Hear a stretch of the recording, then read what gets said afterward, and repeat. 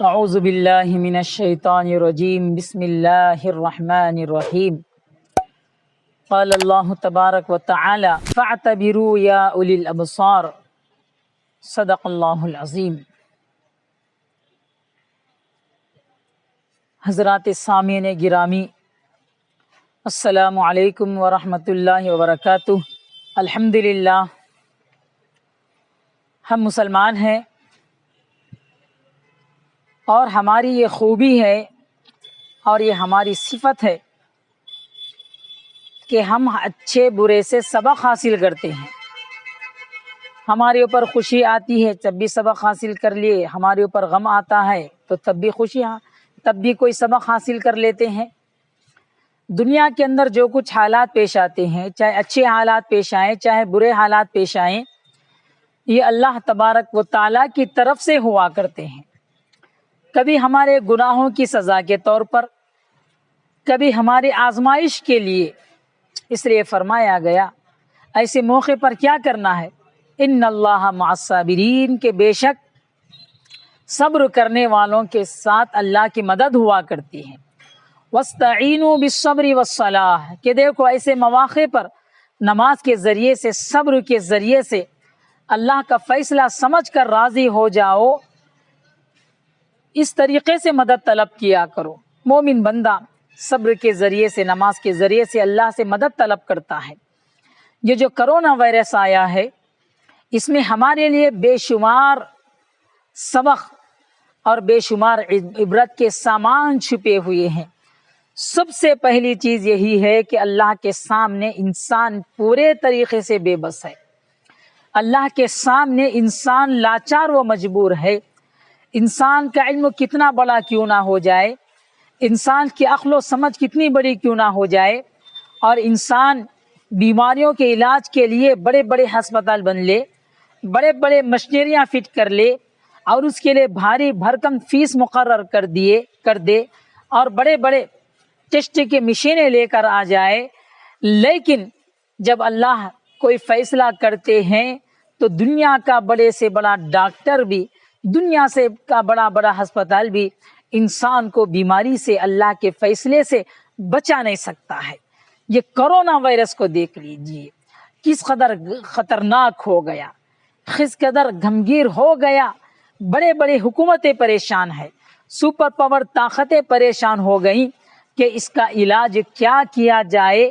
آج انسان جو ہے چاند تک پہنچ گیا، اور انسان ستاروں کے اندر تحقیق اور ریسرچ کرنے لگا، انسان زمین کے اندر کے خزانے نکالنے لگا۔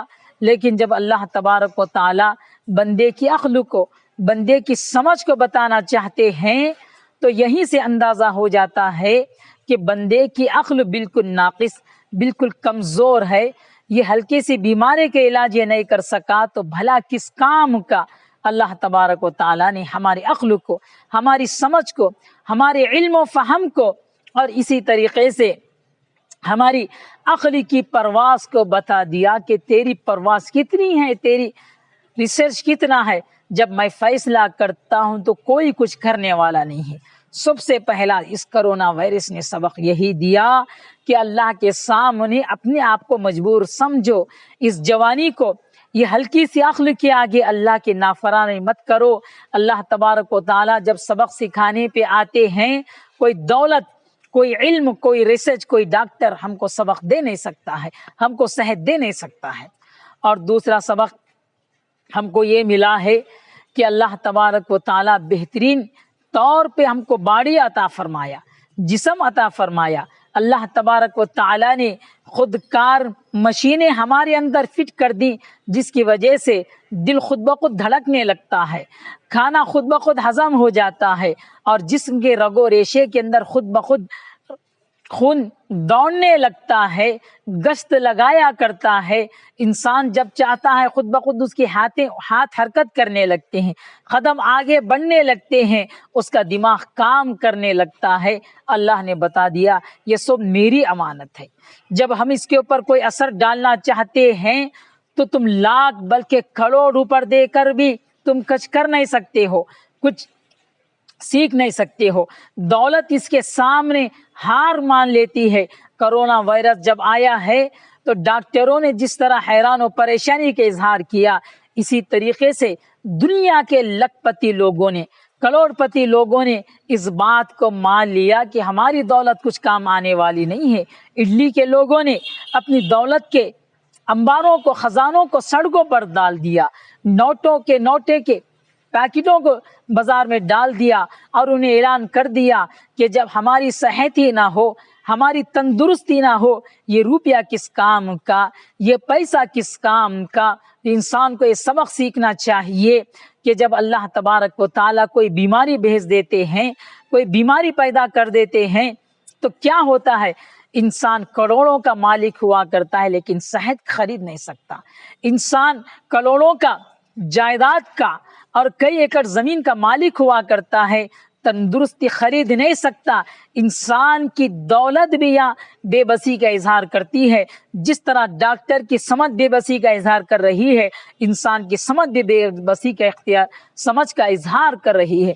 اور تیسری چیز جو اصل چیز سمجھنے کی ہے کہ انسان آخرت میں دوسرے انسان کے کام آنے والا نہیں ہے۔ اللہ نے فرما دیا یوم یفر المرء من اخیہ وامہ وابیہ وصاحبتہ وبنیہ، کہ دیکھو قیامت کے دن انسان اپنے ماں باپ سے بھاگے گا، اپنے دوست سے بھاگے گا، اپنی بیوی سے بھاگے گا، اپنی اولاد سے بھاگے گا۔ بیوی شوہر کے کام نہیں آئے گی، اولاد ماں باپ کے کام نہیں آئے گی، ایک پڑوسی دوسرے پڑوسی کے کام نہیں آئے گا۔ لِكُلِّ امْرِئٍ مِّنْهُمْ يَوْمَئِذٍ شَأْنٌ يُغْنِيهِ، اس دن ہر شخص کو ایسی فکری ہوگی جو دوسرے سے بے نیاز کر دے گی کہ بھئی میرے اعمال کا کیا ہوگا، میرا حساب کتاب کیا ہوگا، میرا رزلٹ کیا آئے گا۔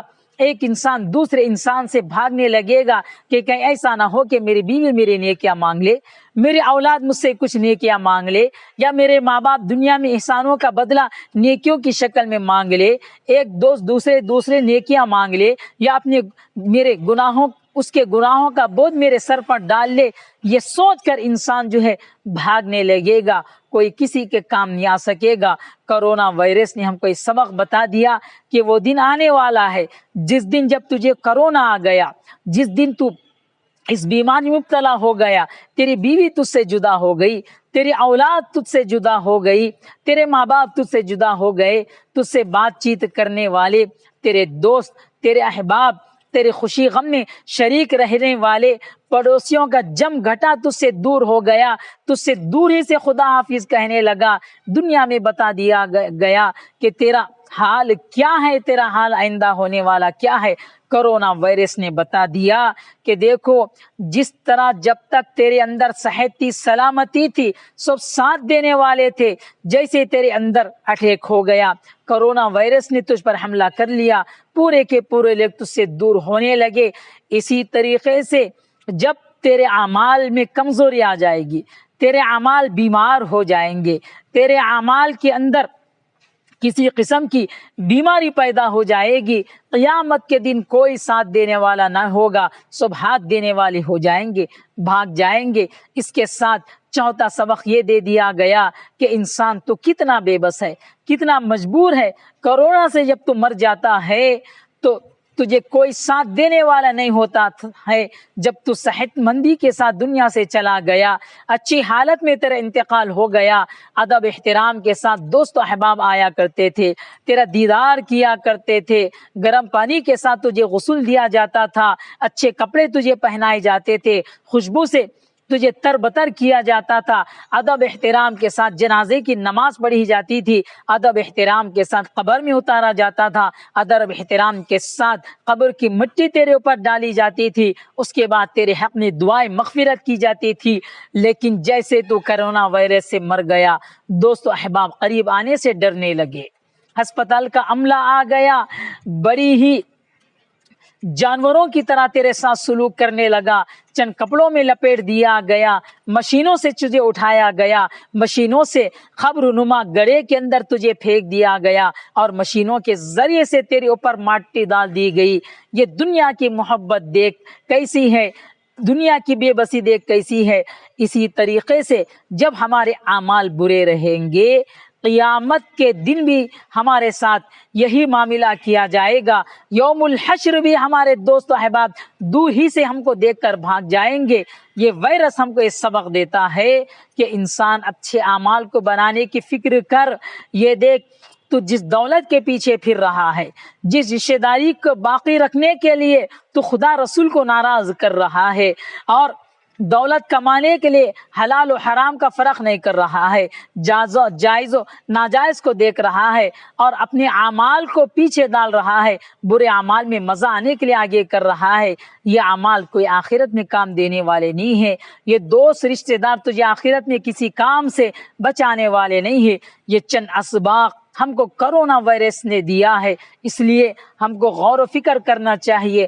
قرآن کہتا ہے فَاعْتَبِرُوا يَا أُولِي الْأَبْصَارِ، اے آنکھوں والو، اے عقل والو، دنیا میں رونما ہونے والے واقعات سے سبق لے لو، عبرت حاصل کرو، اپنے آپ کو سنبھالنے کی کوشش کرو۔ یہ واقعات یوں ہی پیدا نہیں ہوتے، بلکہ یہ واقعات جب پیدا ہوتے ہیں تو انسان کے اپنے پیچھے بہت بڑا سبق اور بہت بڑا عبرت کا سامان چھوڑ کر جاتے ہیں۔ ایک عقل مند انسان اس سے اچھے نتیجہ نکالتا ہے، ایک بیوقوف انسان بس خبر کے طور پر، نیوز کے طور پر یہ چند چیزیں دیکھ لیتا ہے، بھول جاتا ہے۔ اللہ تبارک و تعالی ہم سب کو اس وائرس سے حفاظت فرمائے اور اس سے سبق حاصل کرنے کی توفیق نصیب فرمائے۔ وآخر دعوانا ان الحمد للہ رب العالمین۔